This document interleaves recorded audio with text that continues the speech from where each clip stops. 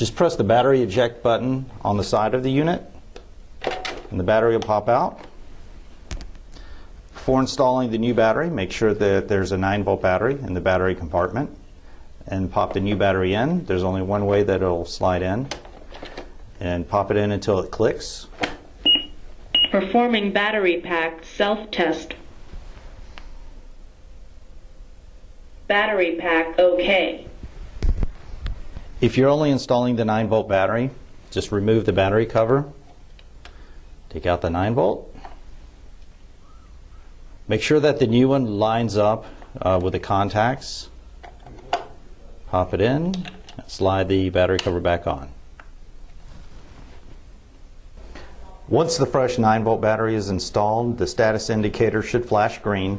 If it doesn't flash green, either the main battery needs to be replaced or the 9-volt battery wasn't installed.